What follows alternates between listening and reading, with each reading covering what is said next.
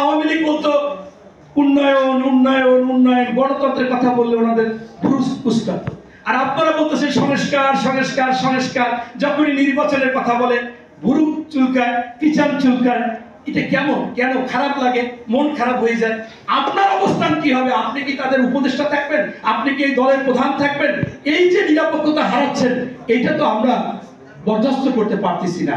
আমি বলতেছি মাননীয় প্রধান উপদেষ্টা, আপনি ইতিমধ্যে যে কাজগুলো করেছেন, জনগণ চেয়েছিল বাজার দর নিয়ন্ত্রণ হবে, জনগণ চেয়েছিল তাদের সুশাসন সুবিচার পাবে, জনগণ চেয়েছিল সঠিক বিচার হবে, জনগণ চেয়েছিল আইন শৃঙ্খলা বাহিনী থাকবে সঠিকভাবে, জনগণ চেয়েছিল যে ছাত্র বৈষম্য, জনতার মাঝে যারা গুলি করেছে, যাদের উপর নির্যাতন করেছে তাদের বিচার হবে।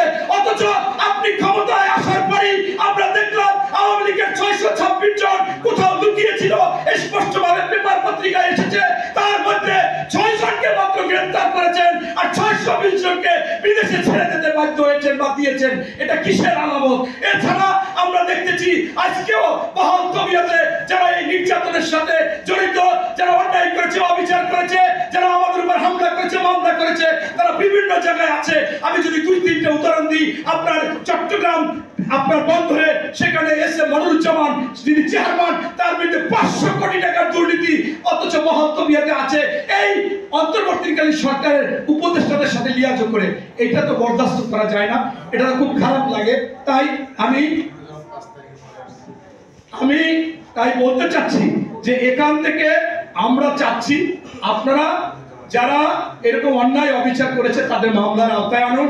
বাংলাদেশে তারেক রহমান সাহেব 5ই আগস্ট থেকে প্রতিদিন আমাদের সাথে স্কাইপি করে বলে সন্ত্রাসী, চাঁদাবাজি, দখলবাজ, এদের কোনো দল নাই, এদেরকে আপনি অভিযোগ দেবেন, বহিষ্কার করব, আইনের হাতে তুলে দেবেন। এবং পরশু দিনের আগের দিন আমাদের সাথে স্কাইপি হয়েছে বাগেরহাটে, সেখানে উনি স্পষ্টভাবে বলেছে যে আর বরদাস্ত করা হবে না। আমি স্বার্থপর দলের জন্য, স্বার্থের পর এই জন্য দলের বিপক্ষে গিয়ে কেউ আমার দলের বদনাম করবে, তাকে আমরা আইনের হাতে তুলে দেবো।